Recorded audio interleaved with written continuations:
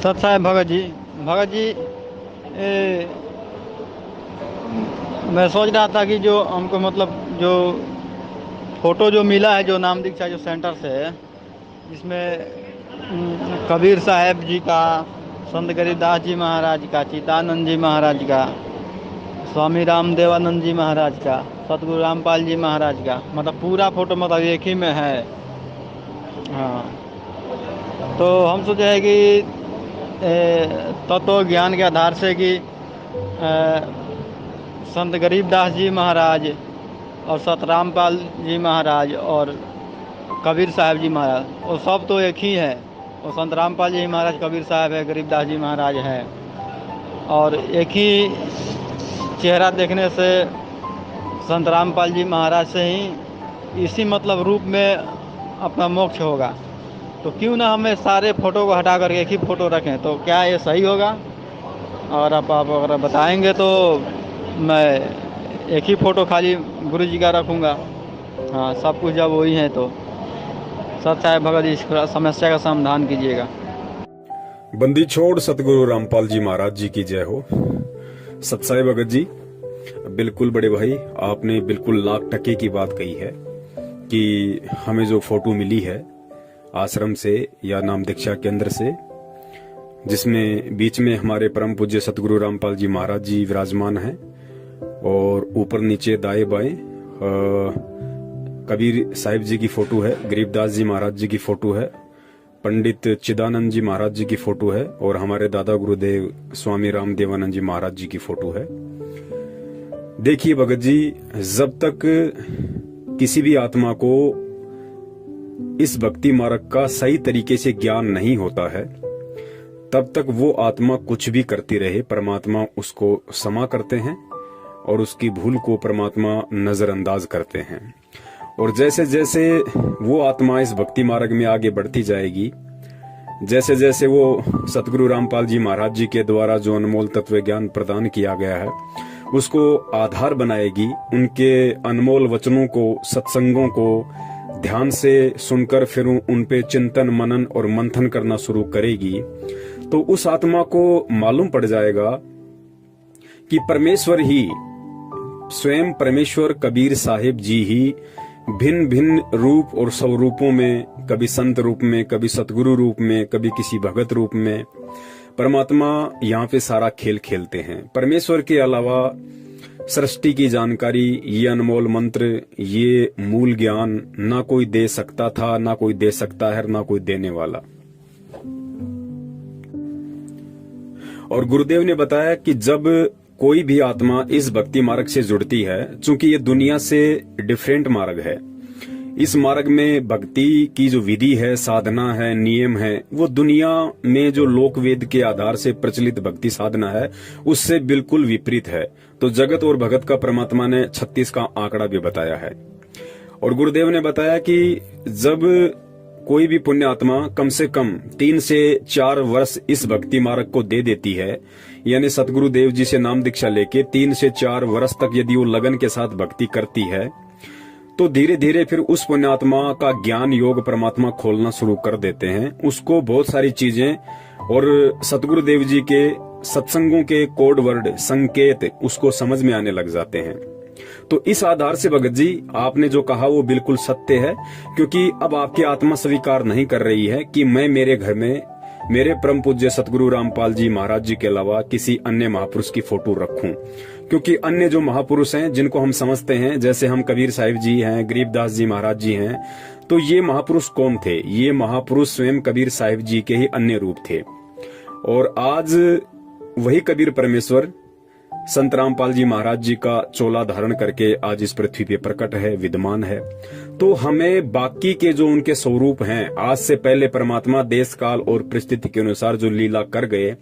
अब हमारे लिए भगत जी उन फोटोओं का, उन स्वरूपों का कोई महत्व नहीं रह जाता है।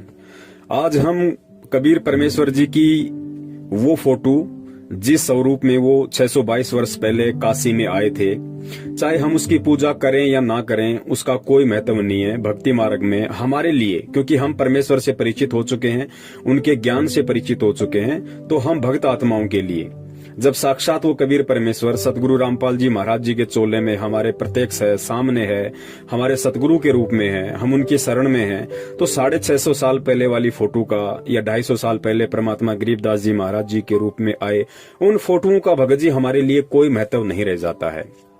ठीक है, जब तक भगत को ज्ञान नहीं है वो इन फोटोओं को अपने घर में रख सकता है, कोई दिक्कत नहीं है। लेकिन जब आपको ज्ञान हो जाएगा, आपकी आत्मा आपको बार बार यह चिंतन करने पर विवश कर देगी कि भाई जब परमात्मा एक है तो फिर 4-4 फोटोएं क्यों रख रहे हो, 3-3 फोटोएं क्यों रख रहे हो। और भगत जी वही बात है,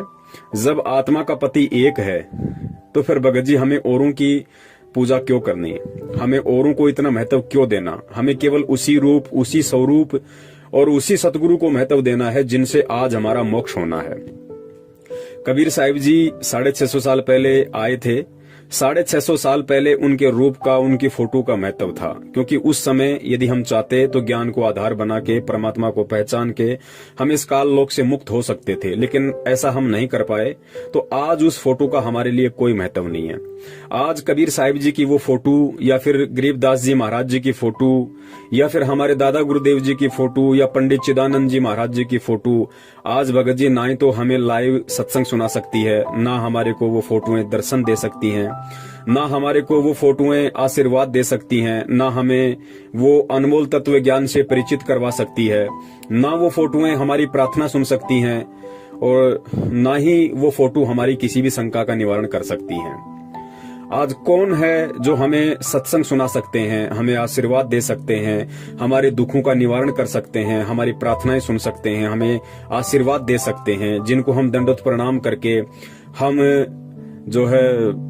वो लाभ प्राप्त कर सकते हैं भक्ति मार्ग का, तो वो केवल हमारे वक्त गुरु हैं, वक्त गुरु सतगुरु रामपाल जी महाराज जी। तो हमें केवल अपने घर में, क्योंकि दास तो अपनी बता रहा है, दास अपने घर में पूजा के स्थान पे सिर्फ और सिर्फ अपने परम पूज्य सतगुरु रामपाल जी महाराज जी का ही स्वरूप रखता है। दास कबीर जी का जो 650 साल पहले वाला जो स्वरूप है, दाढ़ी मूछ वाला, दास उसको नहीं रखता है, क्योंकि भगत जी जब आत्मा का पति एक है तो हमें 2-2 स्वरूप हमें क्यों रखने। और जब हम 2 स्वरूपों को देखेंगे तो भगत जी हमारे भाव भी 2 हो जाएंगे। यानी जब तक हम कबीर साहिब जी और सतगुरु रामपाल जी महाराज जी की फोटो को अपने घर में रखते हैं, अपने दरबार में रखते हैं, तो सदा हमारे लिए 2 परमात्मा रहेंगे, हमारे भाव दोनों फोटो में रहेंगे। तो परमात्मा तो एक ही होता है, 2 तो हो नहीं सकता। और फिर सतगुरु रामपाल जी महाराज जी स्वयं कहते हैं कि भाई गुरु गोविंद 2 नहीं भाई। गुरु यानी वर्तमान में जो तुम्हारा गुरु है, और गोविंद, गोविंद यानी वही परमात्मा जो आज तुम्हारे गुरु के रूप में है। तो परमेश्वर कहते हैं गुरु गोविंद 2 नहीं भाई, और 2 समझे वो 2 जग जाही। जो 2 समझेगा, गुरु को और परमात्मा को अलग अलग दृष्टि से देखेगा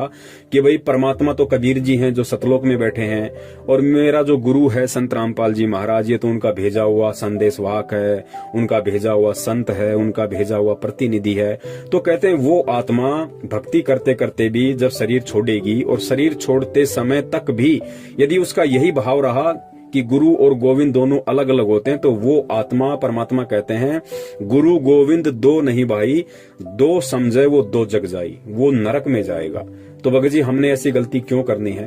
हमने केवल एक ही फोटो को अपने दरबार में रखना है, एक ही रूप को हमारे मन मंदिर में संवार के रखना है, हमारे हृदय में जचा के रखना है। तो दास तो केवल अपने परम पूज्य सतगुरु रामपाल जी महाराज जी का स्वरूप ही अपने पूजा स्थान पे रखता है। दास 650 साल पहले वाली उनकी जो फोटो है, दास उनको अपने घर में नहीं रखता है, क्योंकि मेरा परमात्मा एक है, एक ही है और एक ही रहेगा। बहुत सारे भगत भाइयों की शंका है कि भाई इष्ट अलग होता है और गुरु अलग होता है। हमारे जो इष्ट हैं वो कबीर साहिब जी हैं, और हमारे जो गुरु हैं वो संत रामपाल जी महाराज जी हैं। तो देखिए उन पुण्यात्माओं का ये बहुत बड़ा धोखा है, वो अभी परमात्मा के तत्व ज्ञान से परिचित नहीं हो पाई हैं। देखिए सतगुरु रामपाल जी महाराज जी वर्तमान में 3 भूमिकाओं में हैं। वो स्वयं परमेश्वर भी हैं, सतगुरु की भूमिका भी वो स्वयं कर रहे हैं, और एक भगत की भूमिका में भी वो हैं। और परमेश्वर की वाणी भी है कि साहिब से सतगुरु भय, सतगुरु से भय संत, धर धर वेक विशाल अंग खेलय आदि और अंत। और दूसरी परमात्मा की वाणी है कि साहिब से सतगुरु भय, सतगुरु से भय साध, ये तीनों अंग एक हैं, गति कुछ अगम अगाध। स्वयं परमात्मा यहाँ पे साबित कर रहे हैं कि ये जो तीनों अंग हैं, ये तीनों एक ही हैं, यानी वो परमात्मा ही स्वयं साहिब है, वो परमात्मा ही सतगुरु की भूमिका करता है और वो परमात्मा ही एक सुयोग्य भगत की भूमिका करके ये उदाहरण पेश करता है कि एक शिष्य का, एक भगत का अपने गुरु के प्रति कैसा प्रेम होना चाहिए, कैसी उसकी लगन और निष्ठा होनी चाहिए, कैसा अपने सतगुरुदेव जी के प्रति जब वो उसके सामने जाए तो कैसे उसके आव भाव और आचार विचार होने चाहिए, गुरु के सामने कैसे रहा जाता है, कैसे बोला जाता है। तो इन सब बातों को समझाने के लिए एक उदाहरण के तौर पे, जैसे 650 साल पहले कबीर परमात्मा ने रामानंद जी को अपना मुंह बोला गुरु बनाया था, केवल ये उदाहरण पेश करने के लिए कि गुरु और शिष्य का नाता कैसा होता है, कितनी आपस में मर्यादा होती है। ठीक वही भूमिका वर्तमान में वही कबीर परमात्मा 8 सितंबर 1951 के दिन भारतवर्ष की इस पवित्र भूमि पे गांव धनाना, जिला सोनीपत, हरियाणा में प्रकट होके और फिर आगे चल के जैसे ठीक का समय आया, उन्होंने स्वामी रामदेवानंद जी महाराज जी को अपना मुंह बोला गुरु धारण किया और परमात्मा ने एक भगत बनकर एक भगत वाला उदाहरण पेश किया कि भाई गुरु का शिष्य के प्रति कैसा भाव, कैसी लगन, कैसी निष्ठा, कैसा आचार विचार, गुरु के सामने कैसी रहनी करनी शिष्य की होनी चाहिए। वो परमात्मा ने एक एग्जाम्पल पेश किया ताकि हम जब सतगुरु रामपाल जी महाराज जी को अपने सतगुरु के रूप में धारण करें तो उनके जीवन को देखते हुए हमने भी वैसा ही व्यवहार करना है जैसा उन्होंने करके दिखाया। तो भगत जी परमात्मा एक ही है और इष्ट रूप में वही परमात्मा है जो आज इस धरती पे प्रकट है। तो इस सत भक्ति मार्ग में देखिए, अज्ञानी संतों और महंतों के द्वारा जो भक्ति साधना करवाई जाती है, क्योंकि वो गुरु अधिकारी नहीं है इसलिए उनका इष्ट अलग है, लेकिन हमारा जो इष्ट है वो स्वयं ही परमात्मा है। हमारा गुरु स्वयं ही वो परमात्मा है, कबीर साहब है, क्योंकि कबीर साहब के अलावा इस भक्ति मार्ग को, कबीर के मार्ग को कबीर के अलावा कोई नहीं चला सकता। कबीर जी के द्वारा रची गई सृष्टि की जानकारी कबीर जी के अलावा कोई नहीं बता सकता और कबीर जी के द्वारा जो तत्व ज्ञान दिया गया है उसको स्वयं ही वो कबीर परमात्मा एक साधु संत और सतगुरु के रूप में, एक तत्वदर्शी संत की भूमिका में परमात्मा स्वयं ही आके उसका प्रचार प्रसार करता है, दूसरा कोई नहीं कर सकता। इसलिए इस भक्ति मार्ग में यानी इस